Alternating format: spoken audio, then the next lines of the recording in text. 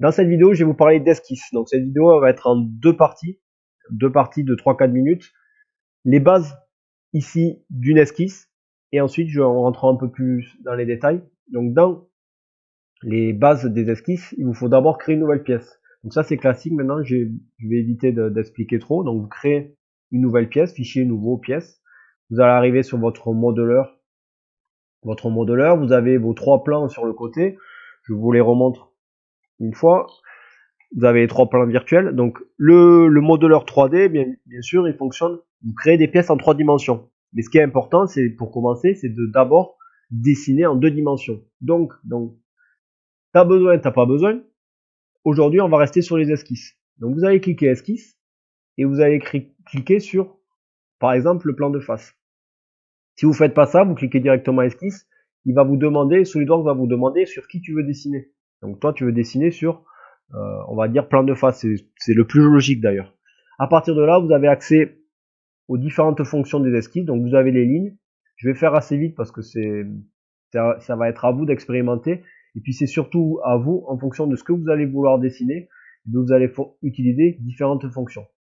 Dans ce qui est intéressant, vous avez donc les rectangles, vous avez les cercles, et puis vous avez les lignes si vous pouvez également dessiner trait par trait et vous dessinez la forme que vous souhaitez réaliser. Et ça peut être des formes vraiment particulières.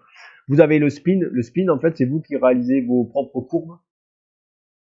Du coup, ça va vous permettre, par exemple, de faire des formes assez particulières. Vous avez les écritures. On verra plus tard, mais c'est très intéressant de faire des écritures. Voilà, par exemple, j'ai écrit Boyer, et puis ça s'est mis automatiquement, en fait, sur le spin. Si c'est pas sur le spin que je veux le mettre, vous le générez n'importe où. Et puis ensuite, de toute façon, votre point, vous pouvez le mettre ailleurs, puis vous pouvez redouble-cliquer sur votre écriture. Ça va vous permettre de modifier alors les tailles, utiliser la police, etc. Vous avez beaucoup de choses à faire également sur les écritures. Dans ce qui est important quand vous créez une esquisse, c'est automatiquement les dimensions. Parce que vous dessinez des choses, mais vous ne faites pas n'importe quoi. Donc, vous pouvez cliquer sur une ligne, ça vous génère sur le côté les paramètres de la ligne, vous pouvez changer la cote. Et moi, voilà, l'arme utile pour utiliser les cotations, c'est cotation intelligente. Vous cliquez sur cotation intelligente et là, vous allez pouvoir modifier, par exemple, la dimension de la longueur de votre rectangle. Donc là, ici, je veux du 20 mm. Donc vous pouvez changer les unités, mais d'office, en fait, l'unité utilisée sur SolidWorks, comme en mécanique, c'est le millimètre. Et vous avez donc votre esquisse qui se crée, et vous avez la cotation, là, ici en noir, qui apparaît. Quand vous mettez une cotation, là, par exemple, longueur, largeur, vous avez votre cote, en fait, vous avez votre esquisse qui sont en bleu. Mais vous pouvez également paramétrer donc votre cote par rapport à une origine. Donc cette origine, il va vous permettre de vous positionner également dans votre espace de votre esquisse.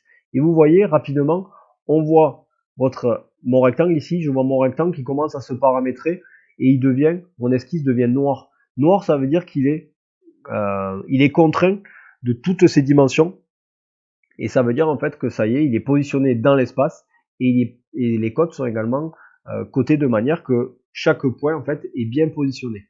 Donc vous avez les esquisses qui sont en bleu ou les esquisses qui sont en noir.